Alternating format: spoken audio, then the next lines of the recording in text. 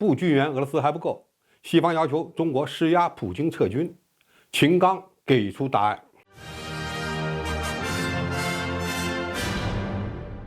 观众朋友，大家好，我是冯先少。虽然中国不是乌克兰危机的涉事方，但是基于中国与俄罗斯有着没有上限的战略互信，再加上中国在世界范围内属于实力超强的国家，在俄乌冲突爆发1年之后，不管中国如何表态，甚至是劝和促谈，总是有一些人、一些国家想把中国拉下水。在中国发布和平解决乌克兰危机12点主张之后，美国仍然在用假设性的议题造谣中国可能要军事援助俄罗斯。欧洲国家虽然称没有发现中国军援俄罗斯的证据，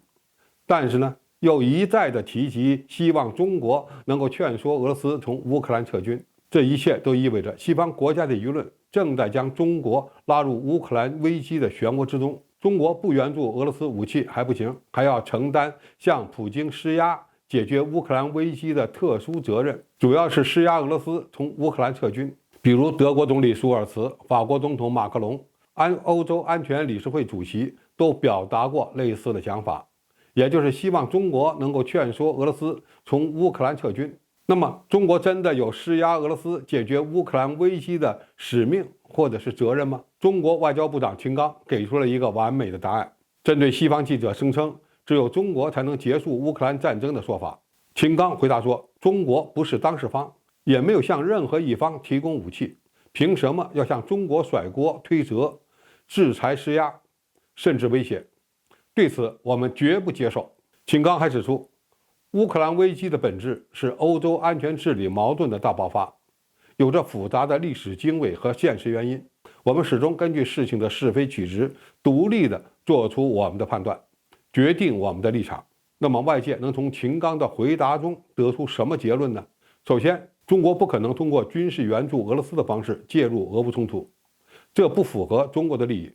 第二，中国与俄罗斯发展没有上限的战略合作，不受西方的威胁和干扰，也就是说，中俄正常的贸易将会持续。第三，中国对乌克兰危机的爆发有自己的看法和判断，反对将责任全部推到俄罗斯一边。当然，我们也尊重乌克兰的领土主权和完整。反对将责任全部推给俄罗斯，是因为俄乌冲突的爆发与美国长期推动北约东扩、挑起颜色革命、对俄罗斯实施战略打压密切相关。而且美国正在用这套办法来对付中国，对此我们当然要高度警惕，绝不能让其阴谋得逞。另一方面，我们尊重乌克兰的领土主权完整，符合联合国宪章，